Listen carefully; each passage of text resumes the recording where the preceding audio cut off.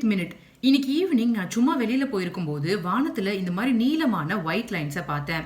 நிஜமாவே இது நெட்ல இருந்து எடுத்த போட்டோஸ் எல்லாம் இல்ல, என் போன்ல எடுத்த போட்டோஸ் அண்ட் வீடியோஸ் தான். இந்த மாதிரி ஒயிட் லைன்ஸை இதுக்கு முன்னாடி நீங்க பார்த்திருக்கீங்களா? இது என்னன்னு எப்பயாவது யோசிச்சிருக்கீங்களா? வாங்க தெரிஞ்சுக்கலாம். இந்த மாதிரி வெள்ளை கோடுகள் ஏரோப்ளைன்ஸ்னால உருவாக்கப்படுறது. இதை கான்ட்ரைல்ஸ் சொல்லுவாங்க. ஏரோப்ளைன்ஸ் ஹை ஆல்டிடியூட்ல பறக்கும் போது அங்க டெம்பரேச்சர் ரொம்பவே கம்மியா இருக்கும். கிட்டத்தட்ட -40°C அளவுக்கு போகும்.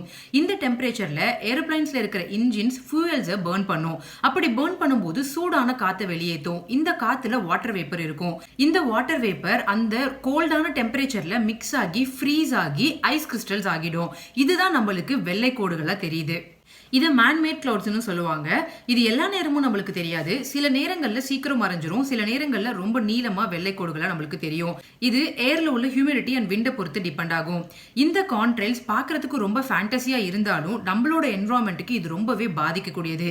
எப்படின்னு பார்த்தோம்னா, மேன்மேட் கிளவுட்ஸ்னு சொல்லப்படுற இந்த கான்ட்ரைல்ஸ் நம்மளோட பூமியில இருந்து வெளியேற வெப்பத்தை தடுக்கும். ஒரு ஹீட் ட்ராப்பா இருக்குது. அதனால பூமி இன்னுமே வெப்பம் ஜாஸ்தியாகி என்வரான்மெண்ட்டை பாதிக்கிறதுக்கு வாய்ப்புகள் ஜாஸ்தி இருக்குன்னு சொல்றாங்க. இந்த மாதிரி வெள்ளை கோடுகளை இனிமேல் வானத்துல பாத்தீங்கன்னா உங்களோட ஃப்ரெண்ட்ஸுக்கு எக்ஸ்பிளைன் பண்ணுங்க. அண்ட் இது மாதிரி ஏரோப்ளைன் அண்ட் ஏவியேஷன் இல்ல ஸ்பேஸ் ஃபேக்ட்ஸ் பத்தி தெரிஞ்சுக்கிறதுக்கு நம்மளோட சேனலை சப்ஸ்கிரைப் பண்ணிக்கோங்க.